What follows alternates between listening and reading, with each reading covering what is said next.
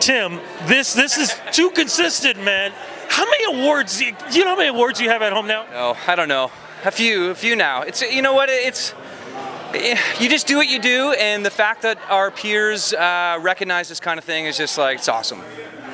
You were in the crowd, and you heard your name, Male Artist of the Year. I mean, what were your thoughts? Listen, I wasn't in the crowd. I was backstage changing for my performance. I barely had underwear on, and someone said, "You got to get out there. You just won."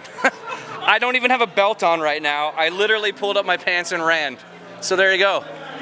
We talked about your last album. Actually, it was a year ago when we talked about it. It was in the summertime.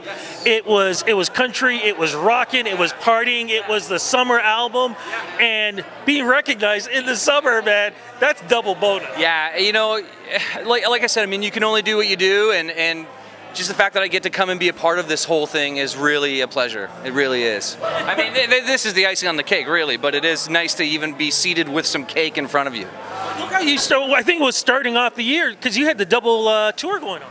Yes, yeah, we did a tour, and we're continuing with the Shake These Walls tour. We kick off next week actually in Quebec, and we're going all across Canada all summer long, and then we're going to be back in Quebec in January. So we're busy, man. It's good. Busy though, but do you have time to write new music? Yeah, in fact, I was just down in Nashville for 6 weeks writing with Derek Rattan right over there. Yeah, he was just telling me that, another award winner. Yeah, and I got a whack of new material, man. I'm going to do at least another long trip, stack up as many songs as I can, and then hopefully pick the gems to cut for the next thing, whatever that is. Don't know what it is yet. And I know you got to talk to other people, but before we go, now that you're becoming the old man in the business, what advice can you give some of the young Canadian country artists? I will pass along the exact words that the guys from Blue Rodeo told me. When I was 18, I opened for them, and I managed to snake my way into their dressing room after to hang, and Greg Keeler told me to never stop.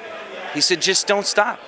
And eventually your number will come up. So if that's something that you want to do as a person, it's not an easy road, but it's a great ride if you're willing to put in the hours. Amen to that, man. Congrats. You go and party, my friend.